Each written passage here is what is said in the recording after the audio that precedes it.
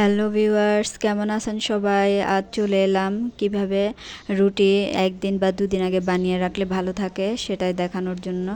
তো রুটি রাখার জন্য আমি প্রথমে ব্যবস্থা করে নিচ্ছি, একটু শুকনো গুঁড়ি দিয়ে নিলাম, সাথে একটা টিস্যু পেপার দিয়ে দিলাম পাতলা। টিস্যু পেপারের উপর আবার একটু আটা ছড়িয়ে দিলাম। এরপরে এই যে দেখুন আমার রুটিগুলো কি সুন্দর আছে, এই যে একটার পর একটা রুটি এইভাবে আমি সাজিয়ে রেখেছি। তো কিভাবে করলাম সেটাই আপনাদেরকে আজকে দেখাবো। আমি এভাবেই কিন্তু সবসময় করি। তো যারা ব্যাচেলার আছেন বা সময়ের কাজ সময়ে করতে পারেন না, তারা এটা চেষ্টা করে দেখতে পারেন। তো রুটির কাইটা কেমন হবে সেটা দেখিয়ে দিলাম। সেটা হচ্ছে না নরম না শক্ত এমন হবে। তো এটাকে আমি বেলে নিচ্ছি এখন। কাইটা যেহেতু আমরা সবাই করতে জানি সেটা দেখালাম না, ভিডিওটা লম্বা হয়ে যাবে তাই। তো আমি রুটিটা বেলে নিচ্ছি। রুটিটা বেলে নিলাম। রুটিটা বেলার পর গুঁড়িটা একটু বেশি দিতে হবে, শুকনো গুঁড়িটা। তাহলে হবে কি একটার সাথে একটা লেগে যাবে না। তো আমি সুন্দর করে যে একটার উপর একটা এভাবে সাজিয়ে রাখলাম। তো আপনারাও এভাবে একটার উপর একটা সাজিয়ে রাখতে পারেন।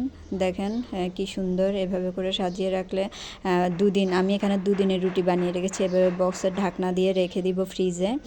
তো ফ্রিজে আপনি 2 দিন পরে, 1 সপ্তাহ পরেও, 3 দিন পরেও যদি খান কোনো সমস্যা নেই।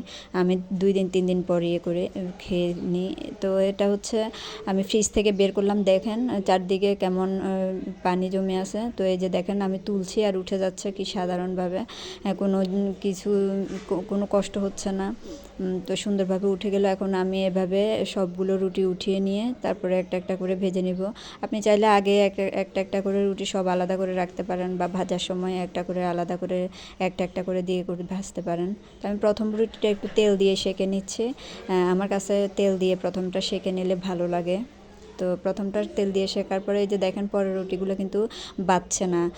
চুলার আগুনের তাপটা খুব বেশি দেওয়া যাবে না, তাহলে পুড়ে যাবে, যেহেতু এটা আমাদের আগের দিনের বানিয়ে রাখা রুটি। তো নতুন রুটি হলে কোনো সমস্যা নেই, কিন্তু যেহেতু ফ্রিজে রাখা রুটি, দেখেন এই যে আমার নিচের রুটিটা, আমি একদম সবার নিচের রুটিটা তুলছি, টিস্যু পেপার দেওয়াতে এটা কিন্তু বেজে গেল না। তাহলে দেখেন রুটিগুলো কি সুন্দর এই যে ভেজে তুলে নেওয়া যাচ্ছে। তো ভেজে নেওয়ার পর এবার হচ্ছে এটা আপনি সার্ভ করতে পারবেন। তো এভাবে আপনারা চাইলে রুটিটা ভেজে নিতে পারেন। তো আমি কিন্তু ঘরোয়া পদ্ধতিতে খুব সহজে আমরা কিভাবে আমি চেষ্টা করি আমার প্রতিদিনকার ভিডিও দেওয়ার জন্য, যে আমি স্বাভাবিকভাবে আমরা কিভাবে চলি, কিভাবে রান্না করি। তো চাইলে কিন্তু আমরা এটা এভাবে সার্ভ করে দিতে পারি খুব সহজে। দেখুন সকালবেলার নাস্তা কত তাড়াতাড়ি রেডি হয়ে গেল। এভাবে বানিয়ে রাখলে কত সুবিধা। তো আমার সাথে থাকার জন্য ধন্যবাদ, চ্যানেলের সাথে থাকার জন্য ধন্যবাদ সবাইকে।